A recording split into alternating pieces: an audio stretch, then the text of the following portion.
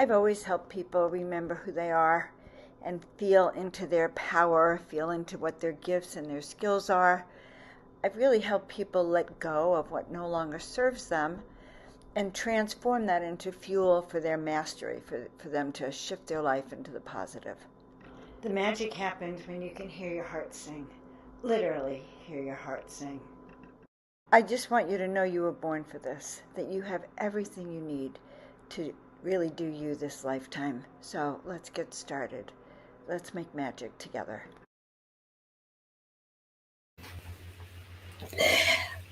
Welcome, everyone. I am so happy and honored to see you. You are here in the sanctuary, the Desert Heart Sanctuary of Joan of Angels, and all the angelic beings that we work with. And I am just so happy today. We're going to have an amazing show.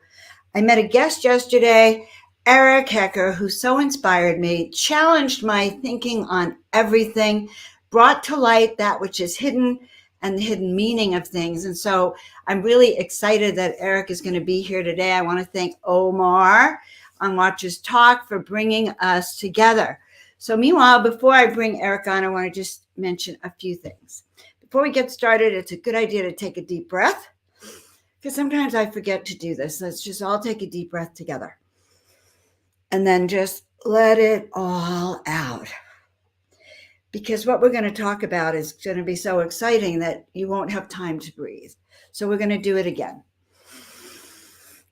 And just let it all out. Good. We're just so grateful for the presence of each and every one of you. We are grateful for the presence of Eric, of all of our guides, of the beings of light that are with us, that are helping us to understand what is happening here on the planet so we can step into our own potential to see the truth, to do what we are being guided to do and inspired and uplifted. And so it is. Thank you very much, guys. And if you're new to my channel, I am Joan of Angels. Just please like, subscribe, and share this out, especially just share it out. I'd really appreciate it. And then check out our channel at joanofangels.com. Good. Now, Eric J. Hecker, currently residing in Alaska. He is a self-educated research investigator that takes from his many odd life experiences and connects with others. He was raised on Long Island, and that was the other fascinating thing, guys. I was also raised on Long Island, so you have no idea how I'm waiting to dive into the secrets on my hometowns.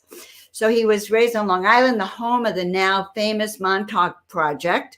His childhood included being part of the Stargate Project run by the CIA, DIA. Later on, he had experiences in the Submarine Service. Following that, he became a plumber for some of the wealthiest people in the world back on Long Island. I don't know, I think plumber is a little synonym for a secret agency or not, but just my thought. Following that, then he took a contract to work at the South Pole Station for a year.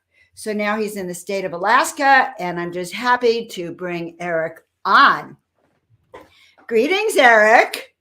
Good morning, Joan. Thank you very much for having me today. I also really enjoyed the conversation that we had yesterday, and I hope everybody checks that out. It was a doozy, and it brought us to where we are today. I would say two Long Islanders that have walked probably in many ways very different paths, but here we are, lo and behold, on a similar mission.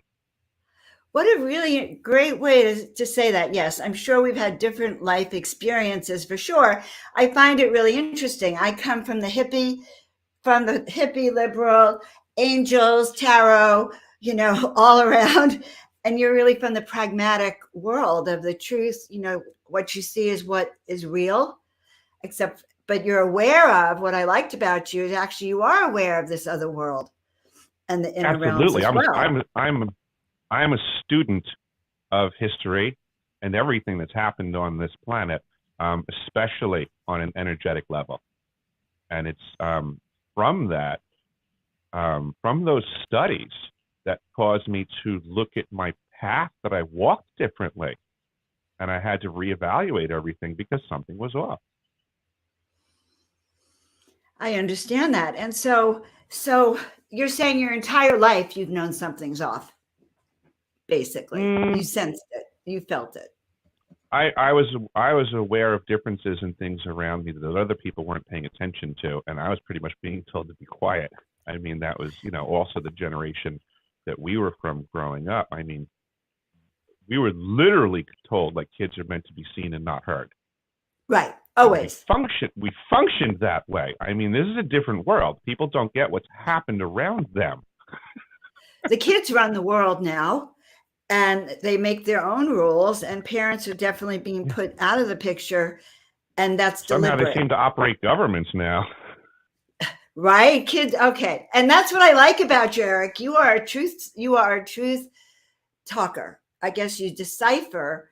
So if we look at that, if we just start even there, what has happened to the family?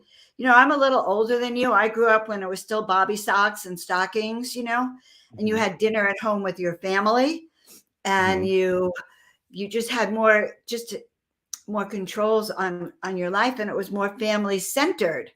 So you did have a 2-parent home. You did have role models, even if they were hidden alcoholics and they weren't the best. You still had that image of you had family, and you had ability. community, and you had neighborhoods. You had engagement and interaction, and you had depth of society. Yes, it wasn't you did. superficial on a digital level like it is nowadays. Yeah. So, I remember calling one of my friends one day. It was a long time ago, and we had the operator would pick up. You didn't dial even a phone. You just picked up, and it was the operator. And I remember saying to her, can I talk to my friend Paula Sternberg? And she said, oh, how is Stern? How is she? I heard that she was sick, or her mother's in the hospital, or it's like, this is the operator. So we were very, very interconnected. And I think it's interesting that we're talking about it right this moment. Where in Long Island are you from, by the way? I originally grew up in Levittown. Oh, and that's the South Shore, right? It's mid-Nassau County. Mid-Nassau County. Okay, so I was raised in the Five Towns, which I guess we weren't far from the beach in the South Shore, so I guess we were a little bit further up. But I thought that it was very bland, sort of middle-class suburbia. So I want to hear what kind of secrets you felt. But now I know about Montauk Point, the project, but what do you want to share with us about that? Well, I think a lot of Long Island from stem to stern was what we were warned was beware of the military-industrial complex. I would say you're actually hard-pressed to find any area on Long Island that's not operating under false pretenses. Just look at the corporations that are there, right? Now, in full disclosure, I haven't been back. Nike missile sites. Understood, but we used to have Nike missile sites lining the coast of Long Island. And these were top secret nuclear missile facilities that have been declassified. So we know back in the 60s and 70s, a lot of what were considered Air National Guard storage facilities were actually secret nuclear missile sites. So, the reality is all of these things, the most secret things can happen right under your nose in any community. Yes, some of them have barbed wire fences and things like that and are mislabeled as a National Guard storage depot, but instead it has nuclear tipped missiles. That place is staffed, and those people live in the community and are not telling everyone what's going on. That's nuclear missile sites. Now you have places like Grumman, which was making the lunar module, and all the weapons for the military, the aircraft platforms, and so on and so forth. You have the Calverton Naval Weapons Reserve Plant out on the east end of Long Island. You have AIL. You have the Paul Corporation. You have all of these companies that make all of the components and every aspect of all of our top secret stuff. We have all of the employees living in this area. I mean, Long Island pretty much is the military-industrial complex. Beware of it. I think we were warned by someone. So interesting, because it was right under my nose, and I've never seen it. And until you said something about it yesterday, that Roslyn was the seat of the intelligence services, I was like, Roslyn, right? That Yeah. town right over Yeah. there that had the nicest pond and the best restaurants and so Mm-hmm. charming and looks so normal. Mm-hmm. Yeah. So just a sidestep over from Roslyn is the city of Glen Cove, which was incorporated, if I remember correctly, in 1676. So the It could city have of Glen been, Cove, yes. which for all practical purposes is kind of Roslyn proper when you look at it like throwing a stone in, Yes, it is. a day back then. So we have to understand that this area has been populated for quite some time, and historically, this is where the split of the United States started. This was when the loyalists and the separatists were first bickering, and it was in Nassau County, Long Island, where the initial divide occurred. The north end of Nassau County became what was referred to as the town of North Hempstead, and then the remaining lower section, the southern end, was just the town of Hempstead. And the separatists were on the north end, and the loyalists were on the south end. So Washington and his boys were up in Roslyn, and this is where the intelligence and the conversation of the United States of America started. And it never left. The directors of the Central Intelligence Community all resided within a 10 to 15-minute drive of the Roslyn Harbor area. I've worked in their homes. I've done their plumbing. I know where the houses are. I know where the corporations are. I've worked in almost every shady company there is on surface, and some apparently are deep below Long Island. So I've been in some really long elevator rides to get to some repairs. As So a it's a really, plumber, absolutely. sounds like a movie. Okay, sounds like Understood. definitely sounds an undercover movie here. Yeah, yeah. And Yeah, you I've are the taken some long plumber. elevator rides in Roslyn to fix toilets. And they're the most gorgeous mansions all around Roslyn in that area. Isn't part of that the Gold Coast, and some of the most money is Mm-hmm. all along in there? And now you're saying that there's a lot of secret facilities up and down the coast there. Were you Oh, involved in, absolutely. were you involved in the Montauk Project? I was, from what I'm deciphering of my experiences and learning to reconnect my memories, it appears that I was part of such a program. It's frustrating because it doesn't seem that that program has stopped. It seems like they've just moved it on to the general population. So that's kind of one of the reasons that inspired me to come out and talk, is that I'm making connections that, my experiences, my traumas, what I would say is inducements type things that were put towards me. I feel like I see that happening to other people around me. And I've always said that I don't like watching my friends get sucker punched. You have to give someone a warning. So I look around the world and I see everybody's about to get sucker punched. So I feel like I have to raise my hand and be like, you folks need to know what's going on here and what is possible on this planet right now. And they need to have this understanding of what's possible in their decision-making abilities, because they're making decisions from a very naive and ignorant position right now. The world's very misinformed on what's possible, what the governments can do to each other, which in turn is us. Right, right. Wars are not fought by the people. The people do not want No. wars. They're fought by government over whatever they have their agenda about. So you are going to share with us so we don't get too sucker punched, but you're saying that even this Montauk Project is continuing and it's out in the general population. How would that impact us? How does that impact us? Are we going to show up in Because the walls? they've understood the complex nature between trauma and brainwashing. We're being brainwashed through traumatic experiences. We're being traumatized in mass. Yes, we are. Brainwashing technique. And it's working. Everyone's falling for it like crazy. Like literally like crazy. Everybody's going nuts around us. We're all watching it. We could literally say the world's gone crazy compared to when it wasn't, and we'd all be right. Because everything is nuts right now. But nobody wants to admit it really, because then they'd have to, do something about it? That's human nature too.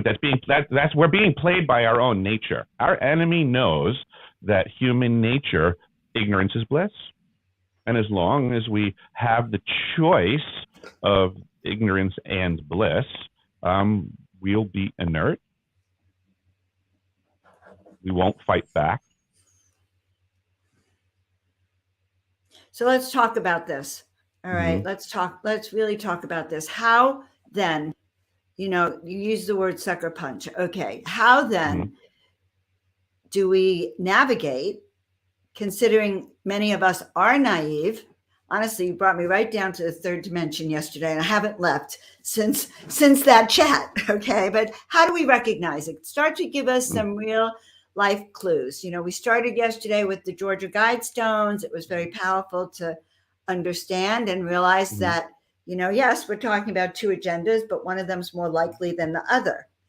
So guys, you could go listen to that great interview, because Eric was really upfront, and really wanted people to know, to wake up. So what other kinds of things are we looking at, Eric, where our eyes are like this? I think we need to start being honest about what's a win. I think that's been inculcated in society to be removed. We've had this taken away. What's a win? We're being placated lately with things that we're like, oh, we're winning because of blah, blah, blah. Really? Did that impact your life? Do you feel like a winner now? Is your day better? Is next week going to be better because of said win that you heard about on the internet? Or are we still steamrolling in a direction that loses our rights as our food supply burns, as debt increases, as everything around, as Rome burns, people are partying? What's going on? That's what I'm talking about. People need to define what's a win. So when we want to say, like, let's not wait to be like, armchair quarterbacks after the fact and be like, oh, did you see what happened yesterday? That's a win. No, we have to define a win today and look for it in the future and be honest and say a win would be no more starving children on the planet. We could define that. We'd say that's a noble thing. When we hit that mark, we'll all agree that we won on that one, right? That's we the people working together for a win. But nobody's defining what a win is. Nobody admits when they lose anymore, because we don't do those things anymore. Everybody gets a trophy. So now that they've trained us to all be this way, we're doing it. We're all children in adult suits now, being manipulated by some hidden hand, and we're happy with the shiny trophy while we're all losing. Well, I think people are frightened. There are several groups. There's the definitely brainwashed, and then there's some of us who think we're not brainwashed and awake, but it does turn out that there's degrees Could it be a different program? But there's degrees. Even yesterday we were discussing that there were actual agents that many of us may have encountered from a very young age that were here, knew what our potential was, and were here to take us out of the game. And in the disguise of mothers, fathers, sisters, brothers, aunts, and uncles, that traumatized you. No, they were actually on the hidden payroll of the dark. So my world's going upside down. And I wanted to say something. I always look at people's names, Hecker. I go, oh my God, he's like a heckler in the system. Yesterday we talked about being a antivirus. We rephrased it, an antivirus in their programming, and you're a heckler in their system. Hecker. Did you take that name, or were you born with it? This is my birth name, the last name. Yep. So you came in to be like this. I couldn't argue that in the slightest. And if there's anybody listening to this that knows me, they're probably laughing as you say that. Oh, well, God, you know what, guys, I'm definitely, I like you. I just like our conversation. I like that you're up front. I like that. I feel like you're like a dose of reality to me. Like, Joan, come on. What's the next step of that? What could that possibly really mean? Are you going to really just stop at this level and think it's all hunky dory? Look, and maybe we did win. They took the Guidestones down, right? And so that's what I feel like you are. You're this dose of snapping my fingers. I think I read this book once. A slap on the side of your head was supposed to wake you up. It was some book. It was some motivational book. Feel Geez. like So that. I get to be the slap in the face for society. Yes, yes, you are. No, so we'll Wake up, put a everybody! Pow! right? Wake up. But that Mhm. is the truth. If we don't wake up now, we are not going to get there. So we're not going to be around for the long haul. And I will wake up and I'll look at through Twitter. I'll take a 2-minute glance of the world. Like, oh yeah, Musk isn't buying Twitter, and I go, oh, this is a win. And I do, and I say that, and I'll tell my friends, I feel good today. Something happened to the other side that somehow Mhm. is so insignificant to them, but because it's the only thing I got, I'm happy. Right. Yeah, and it has no value in our lives. None. I can't be the Like only it's one who thinks it's that, literally guys. it's literally unreal stuff, right? It's unreal. It's not in your reality, It's but not in my this is what reality. they've trained us to do now. I had a boyfriend whose agenda was to kill me. And Mhm. in the beginning, I didn't believe him. I did not believe him. It was like, how could someone who says they love me, like, okay, how could the powers that be who say they're here for our good do that to us? So I Mhm. would just like hear him. He'd say, "Oh, I can get away with it because post-traumatic stress, blah blah blah." And I did not believe him. And I think that's where we are now. And I Fair suppose enough. that's why I was really drawn to it. And so, guys, Mhm. by the way, let us know where you're from. Eric is now from Alaska. I'm now from California. We both left the industrial complex, haha, of Long Island, and we're here. So let us know where you're from, also, because that's always good to know where you're from. And yes, guys, Tina Marie is in the house, in the back room, enjoying every moment of it. All right, so I'm going to take a deep breath and be sure to ask questions, guys. Feel free to ask Eric or myself anything because we may have two different views on it. All right, Eric. So the warning is here, and where do we start? How do we start? I mean, honest, what would be the first thing you'd say if you were running a class on open your eyes? Okay, be alert. This is what they say. This is where you're at, and don't get us kicked off the web. No worries. I think this is very simple, and I think this is a cry from antiquity. Know thyself. That's where you have to start. You have to really know who you are, what your boundaries, your morals, your convictions. You have to grow a backbone. You You have to do. identify every conviction that you have, and you have to fight for it everywhere you turn without pause. With You need to cause fear in your enemy's eyes. Anybody that's challenging your convictions and your freedoms and your rights right now, you need to stand fast and fight. Know thyself, defend thyself, and empower others in the same activity. That's what we, the people, need to do. That's critical. I agree. I And we agree. don't have to agree with each other on these convictions or morals. We just have to Right. support each other. If I see Joan getting attacked for standing up for her convictions and morals, I don't have to agree with one of her convictions or morals. I just have to stand for her individuality. Her right to People speak need to up. stop trying to be homogenous. We are all very different, and that's very acceptable. That's a really important point. They're trying to homogenize us so we eat the same meatless crap filled with chemicals, by the way. Going Right. vegetarian means you're supposed to go healthy, not have all their chemicals, their crap. They want us to eat the same foods, take the same medicines, think the same thoughts, and Mm-hmm. all go gay. They want to just make everything even and everything's the same because it's easier to manage. They're even All trying this to boils take, down to. yeah, they don't want you to have babies, that women should, honestly take that away from us, the right to breastfeed baby. Like all the natural world is being homogenized into They a want to be able one. to bill you for every single thing that we used to just do as a family. Now that's interesting. These are things we just simply used to do as a family. I mean, you used to grow your food, hunt your food, prepare your food, birth your children, raise your children, put a roof on your house, everything that you just simply used to do. Someone wants to make billable for some reason. Yeah, even collecting rainwater is illegal in Hmm. many states.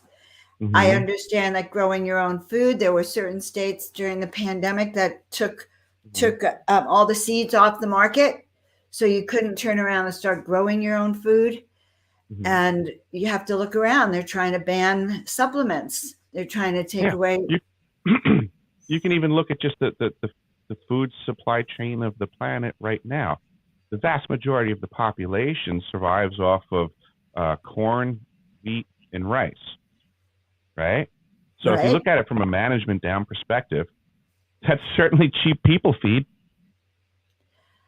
Well, to me, by the way, that sounds like dog food, kibble, Right. dry food. Yeah, it's That's what just we put. corn, rice, and wheat. It's people feed. That's what we're allowed to eat. We're managed. We're a Right. managed herd. Okay. So let's get into this discussion. I first saw the term human farm the other day on reading stuff about what's beyond the ice walls and Tartaria. I've been doing a very, very deep dive into Tartaria. I like Kelly Bird. She says, I'm unmanageable. Good. Remain unmanageable. I Great am mindset. unmanageable. I Mhm. am unmanageable. What a great, great, great, great. And that is your affirmations, guy. Find your affirmations, just like Eric says, because this is what I teach, Eric, how to Cool. stand firm, how to know Yes. who you are, how to use discernment Yes. on what's going on. But we're even gonna increase our discernment skills now. Okay, so what were we talking about? Wait, ignorance is not bliss.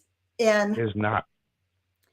ignorance is not bliss. And so we start by becoming unmanageable and know what we're unmanageable about. So, for instance, I have a background, Eric, as a chiropractor. Oh, So, and excellent. I am an old school chiropractor, meaning that I actually believe that the power that made the body can heal the body, and that you can heal from the inside out. So I Hmm. brought my daughter never had an antibiotic till she was in college in her whole life. Why would I ever do that to my kids? They were on homeopathic treatments, and we got kicked out of many medical groups because even back then, I wouldn't allow things to be given, if you know what I mean. But even in this war that I had with the medical profession, for a few years, I wanted to fit in. They shouldn't think I'm a quack, right? Because that's how they de empower alternative medicine, healing medicine. But it's taken me until about 3 years ago to really come out and say that this is all deliberate.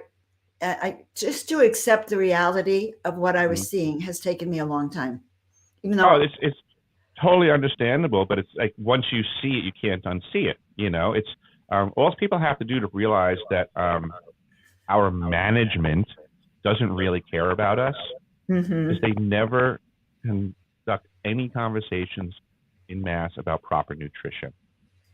You want to talk Never, about health. You want to talk about never. health. How come none of these conversations start at the absolute first step? What are you eating? Well, what are Right? they eating? What The is it like? people What is who. this? Yes, exactly. What are you eating? What is society eating? Like that's what that's what all health boils down to. First and You are foremost what is you what are eat. you taking in? Like you said, the energy. What we created our body with is what we can fix it with. So yes, the food is what we're more or less fixing our body with. What we ingest and what we take in is how we're every single day healing our body. But That's no one absolutely discusses that. right. Adele Yeah, no Davis, one. you are what you eat. But don't you find it ironic that the people who are in charge of, quote, Americans' healthcare are the fattest, the most out of shape? They can barely breathe. They're Mhm. disgusting looking because they don't look like, Mhm.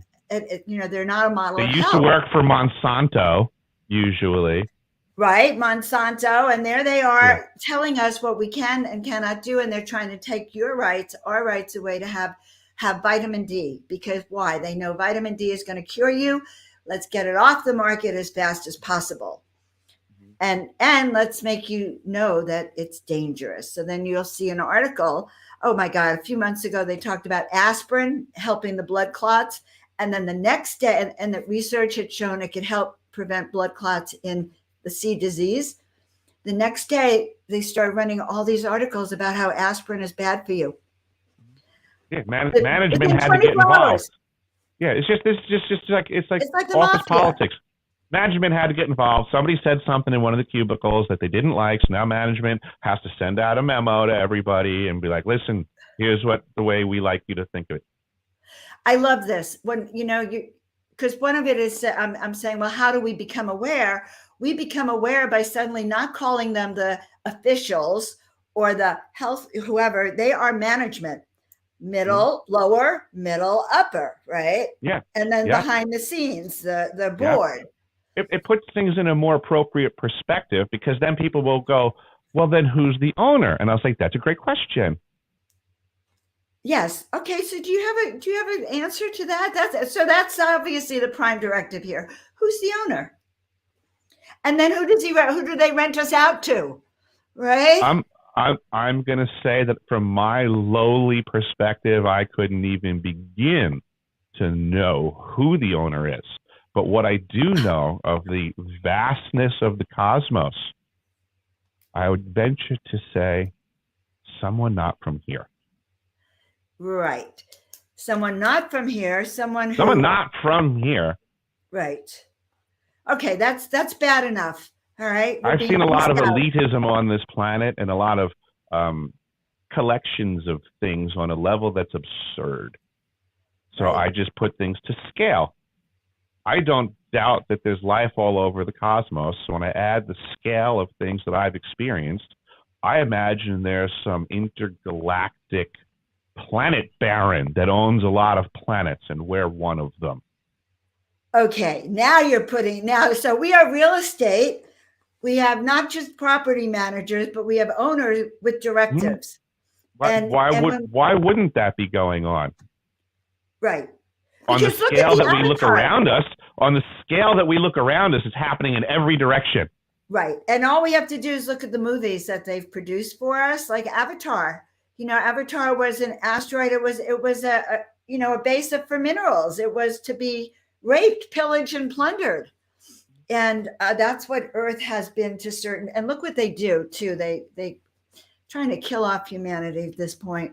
We already know as a species we're intending on doing the thing that I'm suggesting probably just happened to us already.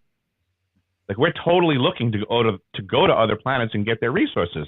We're not even denying it. Right. We're denying to the people of this planet that there's life anywhere else. Yes, we are denying that there's life anywhere else. We're denying that there's life that comes here. We're denying that there's interdimensional beings that do visit, that there's other dimensions. We're denying that there's a world outside of what we know. There's folks like Joseph Farrell and Michael Schratt that have done due diligence in their research to show existence of a breakaway civilization, that aspects of our planet have been working off-planet, involved in these commercial activities for decades. Actual pure evidence that they're off-planet? Yes. And are they run by the secret since space the programs? 1930s, the Germans had anti-gravity, and since then, that information technology has spread around to the point that there are factions, many of them on this planet, that have already been going throughout the cosmos, involved with intergalactic trade and all kinds of shenanigans. This is part of what I discovered at the South Pole Station, is that our facility was basically an intergalactic communications station to be able to communicate with the off-world vessels when they go out and do things at great distance. So do they come in and out through the South Pole? Is there like an opening? I do believe that transiting in and off our planet, I guess you would say, through the South Pole, I believe there's some appreciable value for passing through the gravity or something. There is why they do it. So I do believe that the South Pole Station is like an air traffic control tower for people coming in and out and off of the world that they observe from there, but it's also long range comms. So, if we sent a ship out and it goes 100 light years away, well, we need a fancy communication system to talk to them. Right. That's South Pole. That's the South Pole. Okay, so do you believe that there's lands beyond the ice walls there? I'm uncomfortable with the term ice walls. What do you mean by the term ice walls? only what I've seen. They say that the Antarctic region is surrounded by ice. So the pictures that I've seen Mhm. show the known lands, the known continents, sort of in the circle in the center, surrounded by 100, 200-foot ice walls. And that Gotcha. I've been reading that beyond there's a forbidden zone and other I got what you're continents saying. beyond that region. There is a massive amount of ice on top of Antarctica, right? So that, yes, I get from the coast, sometimes it looks like a wall because it calves off and drops into the sea. Excuse me. Because lots of times that's just it's a glacier moving out onto the water, and then it just breaks off and falls in. So that's one of the misconceptions about Antarctica as well, that everybody thinks that when the ice breaks off into the ocean, that means global warming. Global warming. Yes, that is a misconception too. It doesn't mean that at all. It actually usually means that the ice is growing, that it's cool. Like there's so much ice growing, like it literally is pushing out into the ocean. So it goes from being on the ground to like an ice tongue. It goes out. Right. It can only go so right? far. Doesn't it slide sort of in, picking up more? But it's above the bottom of the ocean now. There's water under it. So it starts to go out, and it can only be so big before it loses its own structural integrity because there's no land under it. There's just water under it. So it breaks off. That's a sign of healthy glacier growth, not global warming. This is how they lie to everybody. Yes. Okay. So I feel like we should have some kind of dictionary that says this is the truth. This is what they present, and this is what really is going on underneath the surface with that. Right. But you haven't answered my question. Oh, what was the question? Are there other continents beyond Antarctica, say? Not from my perspective, and not from any conversation that I have heard from anybody on the ice. I hear a lot of speculation from people off the ice about forbidden zones and all that type of stuff. I have on my wall a map here from the program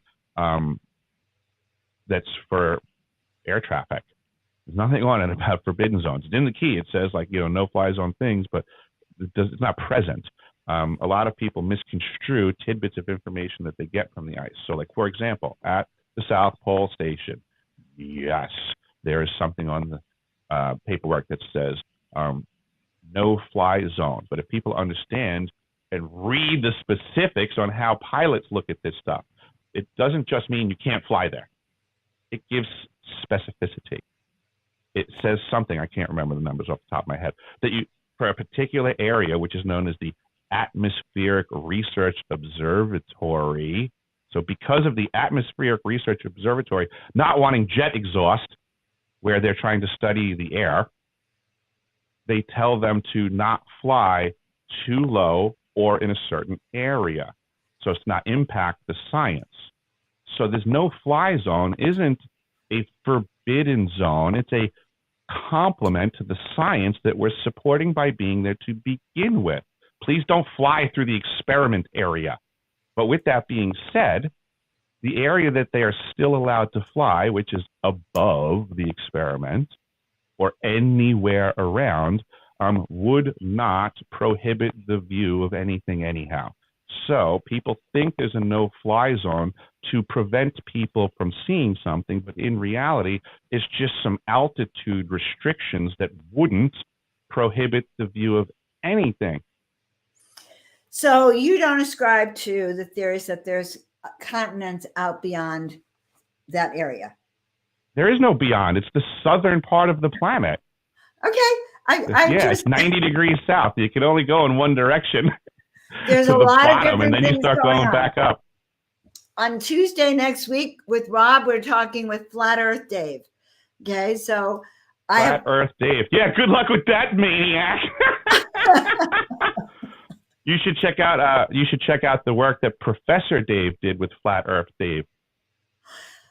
I'll look at some videos before I attempt this deep dive with Flat Earth Dave.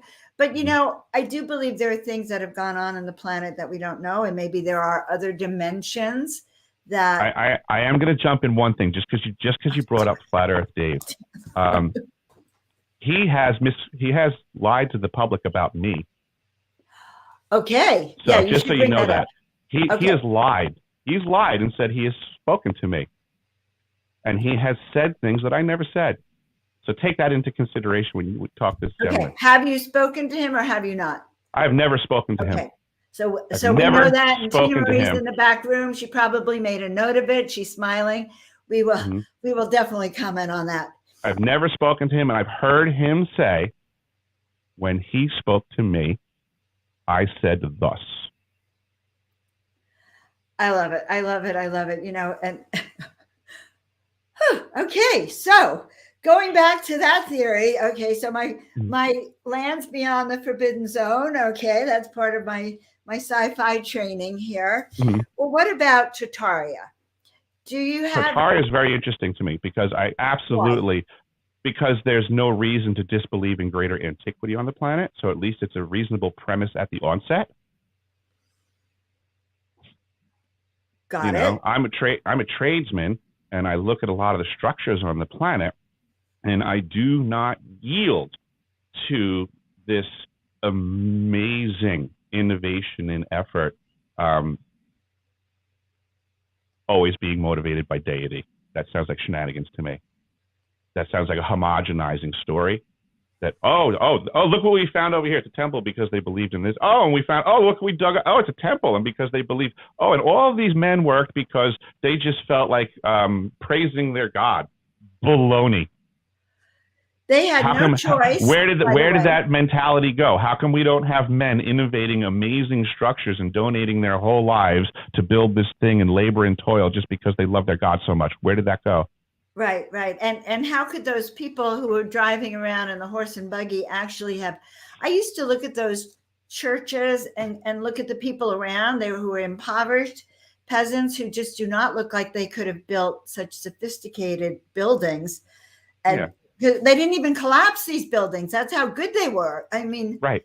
And the pyramids are still around, and we're told that the Egyptians whipped slaves into creating the greatest structure in the world.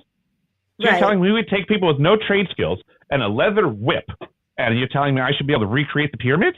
Yes, let my people go, Eric. That's all I can tell you. Moses was sent down in a basket. He was rescued by the Egyptian princess. I believed this all my life. I was told this story.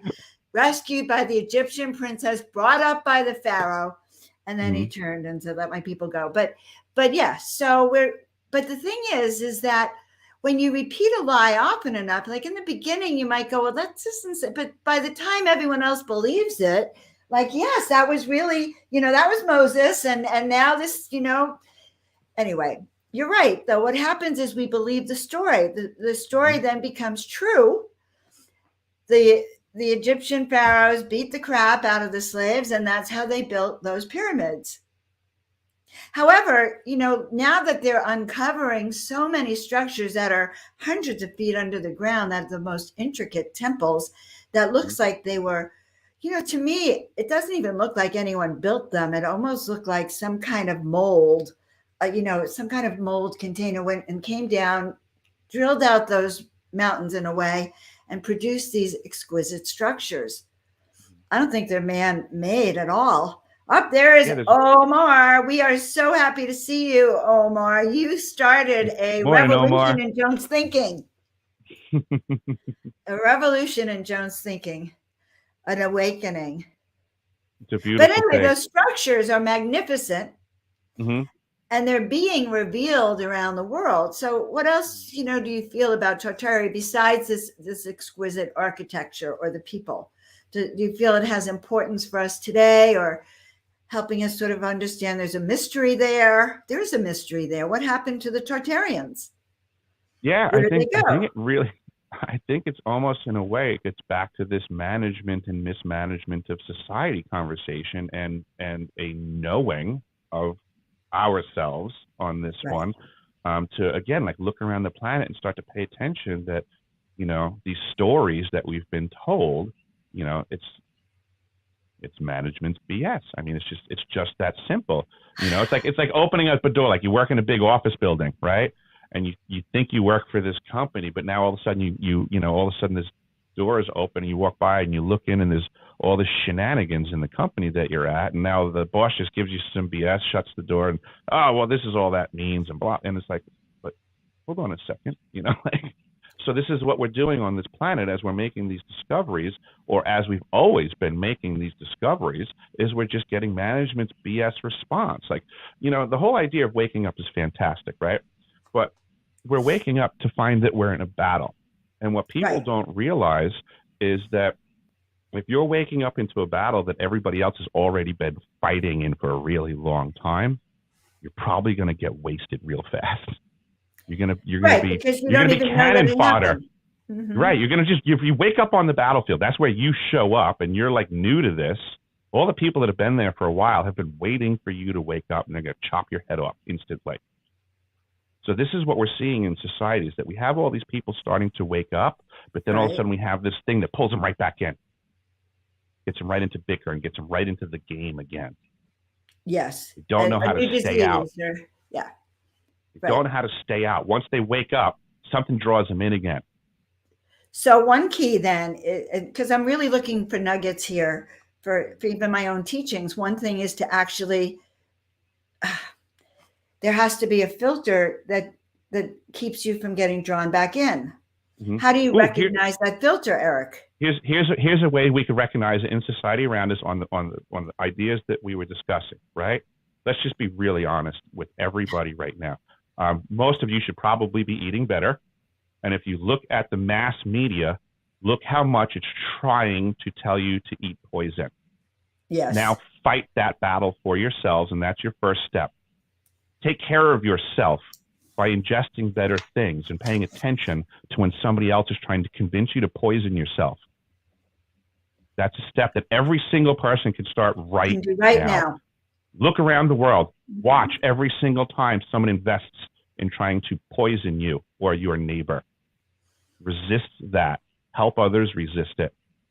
Once we make our own temples stronger, then we can actually be that light that we want to be. But if we allow our temples to be poisoned and ruined and have the foundations ripped out from under them, then we're just barking dogs with no bite. Right. And that's what they want. Right. And I agree wholeheartedly. And yes, this is called the tools to self-reliance, and the tools to sort of be able to stand in truth and not succumb. So it is stage one is self-preparation. And it is. And I feel like we've been in an initiation, that the last 2 years has been humanity's initiation. Some of you will wake up and understand this. And it's like getting on I don't want to call it a battle suit, but getting on some kind of suit of protection and knowing that we're not in easy times now. The next period of time is going to be worse than this period of time, because they don't want us to wake up anymore. And if they see us out there waking up, then I'm hearing that they have a program for that. Yeah, management. They're seeing that we want to unionize. Right. It's just if folks are waking up to plans that have been in action for years on end, they have to consider that those people that have had their plans in action are waiting for you to wake up. So pay attention to the things that are meant to draw you back in. Whatever you realize you're waking up from, you have to start to become aware of the traps that they have set to get you back specifically. That exists. Whoa. And those traps then look like you start to have regret about it, or suddenly that meatless meat looks good, because it smells like burgers or something, which is, I think disgusting for a vegetarian. Or at least focus on how management is trying to do it. And then that'll help them. That'll help them focus their perspective that they are in this fight and they're under attack. Right. So we start. I think a lot of people don't realize that. Yeah. That's the ignorance is bliss part that they can get out of when they start to notice the constant barrage of other people's intentions into their life. Yes. That's what people need to start focusing on, because then they'll start to realize that all the things that they're doing in the course of the day is not themselves. It's outside themselves. It's other people's intentions. So they're not actually themselves. So they don't know themselves, and they're not doing anything that's for them. They're being managed. Right. They're You're working for other people. They're responding to the little flashy device that everybody has been trained to carry. And like a trained monkey, you can watch society. You can walk around the world right now and watch all the trained monkeys respond to their device. Just like back in the day, they put monkeys in cages and they could flash a light and the monkey would learn to hit the button for food. Did we just not witness that for 2 years? We had a whole bunch of advanced monkeys hitting their flashy buttons to have the food come to their house. Okay. Yep. And taking things to have permission to walk around. Okay. You needed permission to leave your house. You needed a covering to leave your house.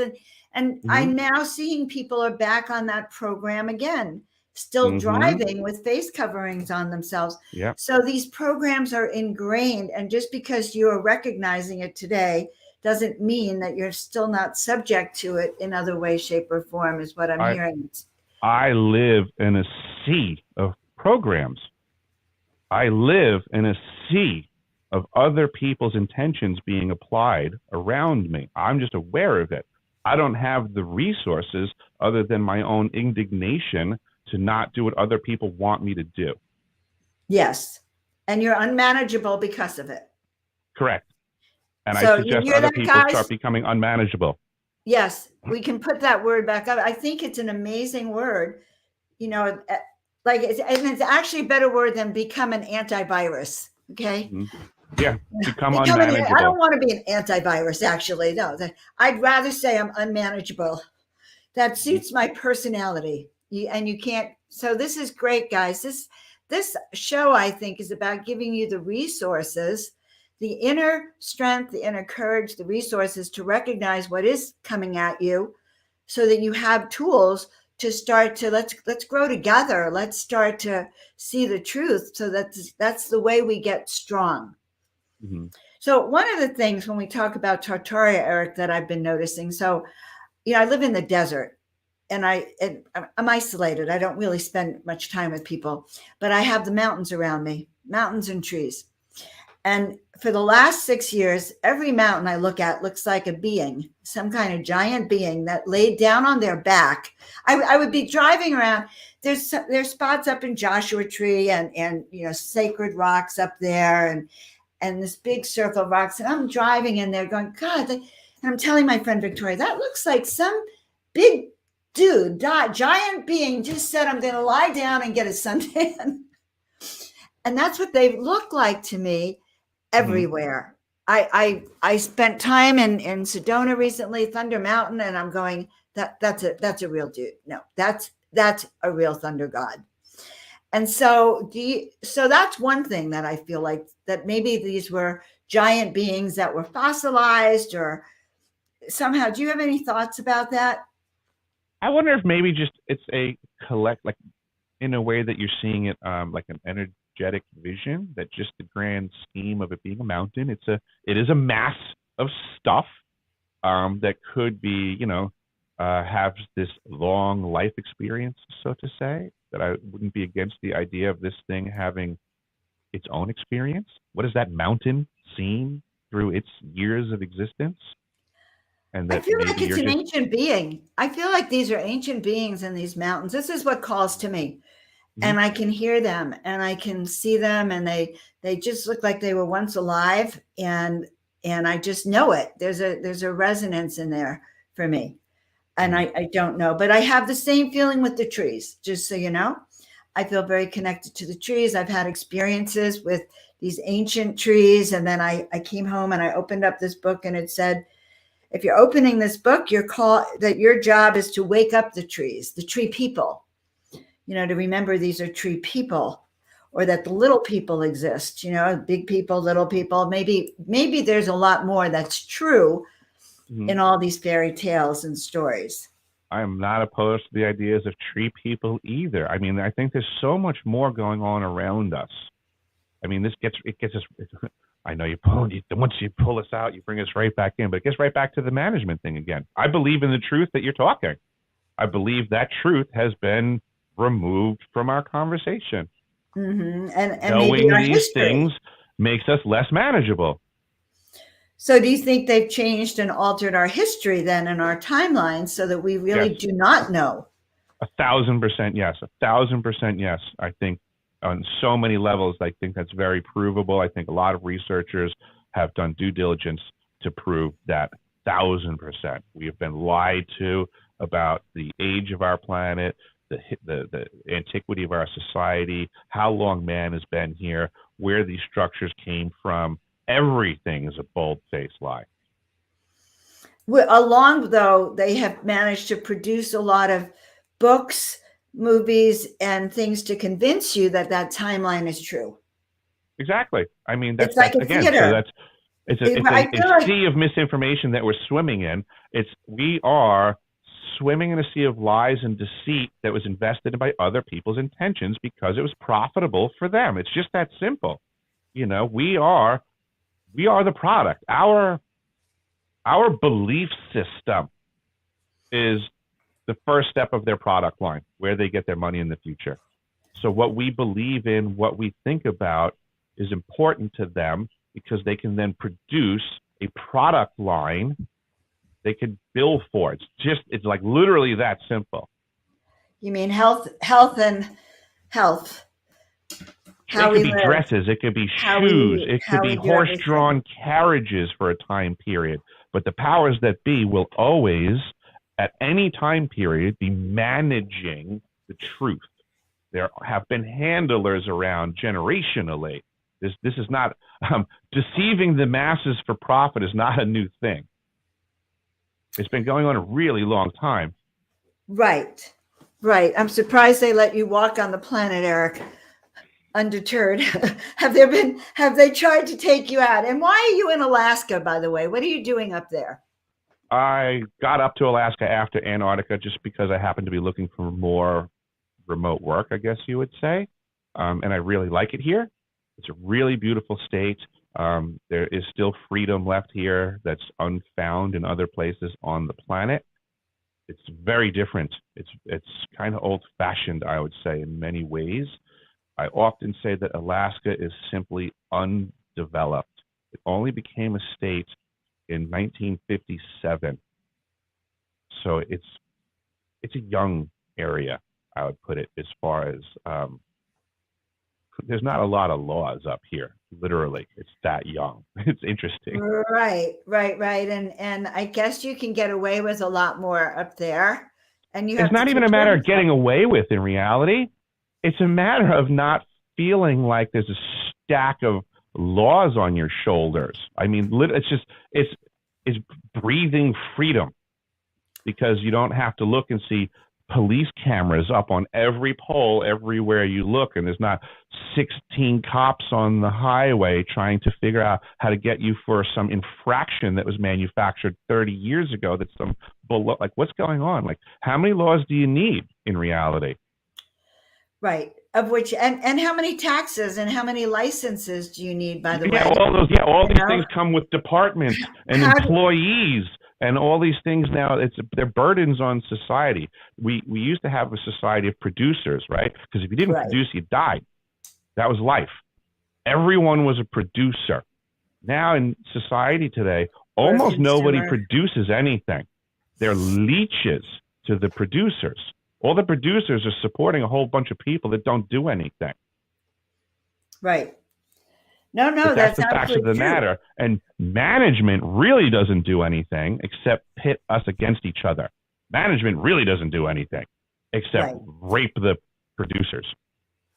Rape the producers, pit us against each other, and punish us if we should see the matrix or try to escape it, right? Correct. Yep. All right. Well, this has been a great show, Eric. I hope you have me on your show. Oh, absolutely. Yeah, we'll do one. Fun to talk. Fun is not the right word. You're lively is probably lively wake up calls, like a really good alarm clock for me, and reinforce for me. I do a show every Monday, guys, called Miracle Monday. And that's what I reinforced your ability to be in charge of your thoughts and our response to what is going on. Yes. I don't care what your politics are. I just care that you can say yes or no. And that's what you mean. It's a yes or it's a no, and you have the ability to do it. But you're sharing with me that there's a whole level of places where I may have said yes to because I didn't understand the totality of the whole program that was being played on me. And that's what I like about you, Mr. Hecker. Mr. Hecker, one Yep, the who heckler. heckles the crap out of them because they are really doing their best to take us out of the game. And do any kind of any last minute thoughts? Like, first of all, tell people how they can find you for more of deciphering these codes of reality. Please go to my website, deciphering.tv. By all means, if you want to drop your email there so that we can stay in touch. They might pull me off of YouTube. They might throw me off of Facebook, but they can't take down my website. So we're actually simulcasting live of Joan's show right now. So I'm happy to help in that capacity. And this is what we're doing now. This is we the people. This is how we have to fight back. So please go to deciphering.tv, support what I'm doing. Check out some of the videos that are there and move them around. Share this information with folks. Share the links, please. This is how we the people can fight back. We do have resources on our side, but we the people have to use them, not just me the people. I can't me the people out of this problem. Eric, I'm very grateful that you were born with consciousness you were born with. I'm sure you were born with this mission. From the very beginning, they knew that you'd be this heckler and that you could do this. And it sounds like you've geared your life to be in service of deciphering the planet, even getting your hands dirty below ground. I think that's great. I really honor you for what you've done. And okay, let's see this. Everything has vibration. So Joan is right about feelings about the mountains. They are all beings, but very different from us. Atoms have innate intelligence. Lots to think about. So guys, the natural world around us is one of our support teams. Even if you think a tree cannot walk, the energy is really there around us to support us, as are even the rock people. The little people, they're there. So not that they're going to come out, and they support us on the inner realm. So I find that really helpful, guys, and really good to know. But meanwhile, we are deciphering the clues. I'm so grateful, guys. Please go check out our new friend, Eric. Okay. He's doing great work. And I think he's life-saving, or saving lives, saving consciousness. We don't want to get trapped between because we're gullible. And I know many of you are empaths and intuitives. I've worked with a lot of you.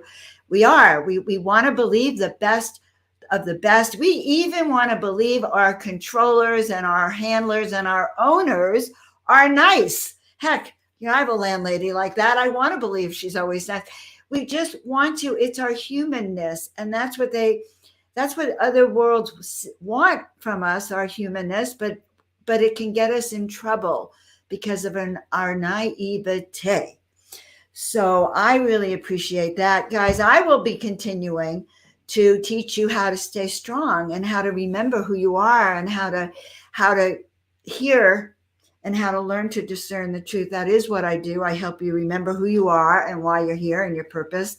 So if you're new to me and you're on Eric's channel, go check me out at joanofangels.com and check out my YouTube channel at everything's Joan of Angels, guys. I am the only Joan of Angels on the planet at the current moment of time. You cannot miss me. All right. So this has been a great show, Eric. Absolutely, Joan. Thank you so much for having me. It really was a great conversation. And I love connecting with folks like you who have such a nice spirit and are so open-minded to understand that we learn new things every day. It's just that simple. And we acknowledge the truth. See, the difference between us and the programmed is that people will hear it and they don't even want to open up to it. And here we are going, there's truth here.